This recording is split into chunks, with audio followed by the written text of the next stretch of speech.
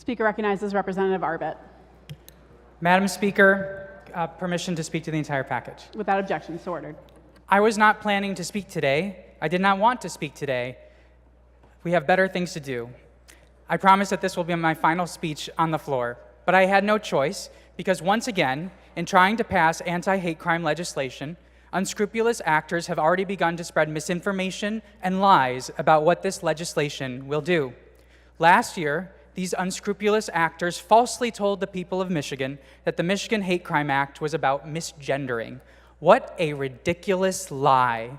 Protecting people from targeted physical assault or other violent crime because of their sex? Yes, that is in the bill, as it is for religion, race, ethnicity, etc. But misgendering someone, intentionally or not, is not a hate crime. It's not even a crime. It isn't in the bill, and it never was. You know what's also not a crime? Posting on Facebook that you think there are only two genders. I saw yesterday on Twitter that there was a member of this chamber who was concerned by that. I'm happy to assure anyone who shares such concerns that freedom of speech is a constitutional right today, it's a constitutional right tomorrow, and will still be a constitutional right after the Michigan Hate Crime Act becomes law.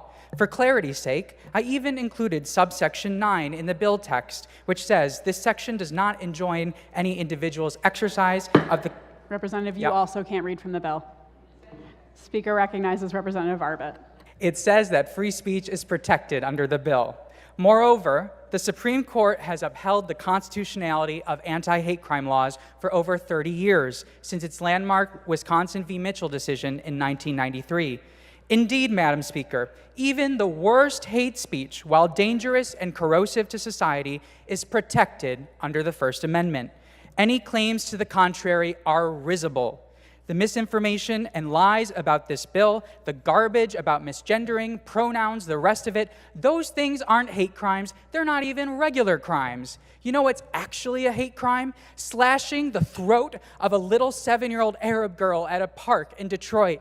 You know what's actually a hate crime? The Jewish Federation building in Rep. Steckloff and Senator Moss's district being vandalized with horrific anti-Semitic messages. You know what's actually a hate crime? A man assaulting a black postal worker and calling him the worst racial slur you can call someone, simply for delivering a political mailer paid for by a presidential campaign he did not support.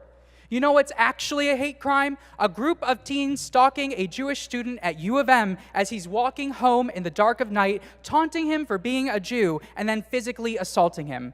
You know what's actually a hate crime? 2 boyfriends studying together at the MSU library being jumped by 6 teenagers and assaulted so brutally that they spent 6 hours in the ER, only for the county prosecutor to wave a white flag because Michigan doesn't have the legal provisions to prosecute the case.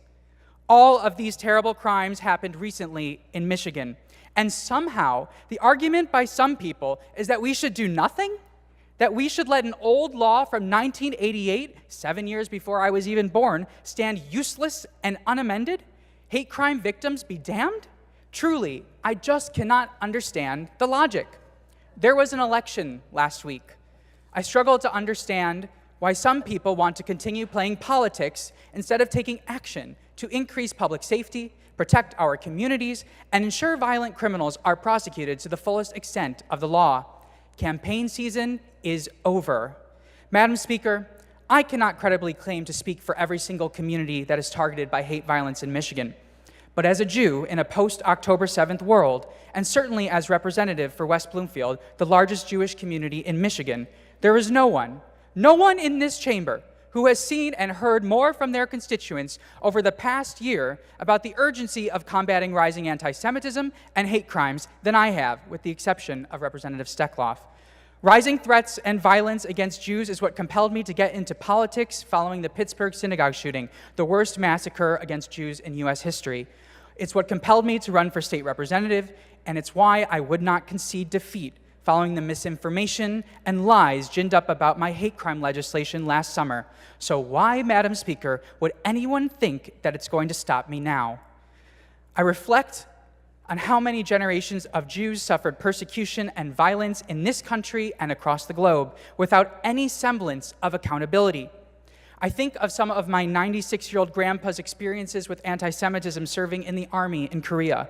I think of laws that banned Jews from serving in public office in America. I think of my time visiting Auschwitz and Treblinka and all the family I lost during the Holocaust, all the cousins that would never be born. I think of the violent pogroms, orchestrated mob violence against Jews that took place with implicit state backing throughout the Russian Empire, pogroms that drove my great-grandparents to sail halfway across the world to Detroit, the engine of the world.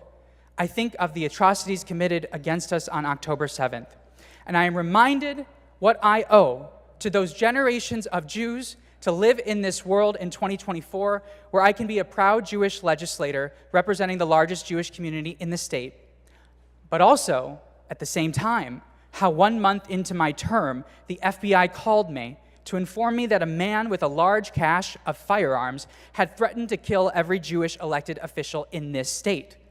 All of this is why no misinformation, no lie, no false attack will ever make me concede this fight against hate crimes.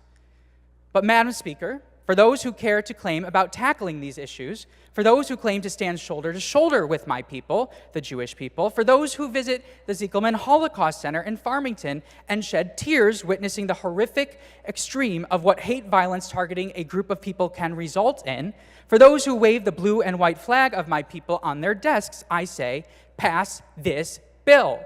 Pass this bill, Madam Speaker. Help protect not only Jews in my district from targeted violence, but every community across Michigan that faces rising hate crimes. I promise the world will not end. Nearly 50 states have hate crime laws that are roughly similar to this one, and the world hasn't ended in Missouri, Tennessee, or Florida either. Pass this bill. Or don't. But at least stop lying to the people of Michigan about what the Michigan Hate Crime Act does. This bill is supported by all 83 county prosecutors, something like 74 of whom are conservative Republicans and only 9 of whom are Democrats, because they know that it will help increase public safety in this state. In the end, Madam Speaker, I can speak best on behalf of my fellow Jews who are tired of fair-weather friends and sick of walking past bomb-sniffing dogs and going through magnetic scanners on their way to synagogue. It is time to stop playing politics with the safety of our community and the safety of all communities across Michigan. Enough. Let's vote.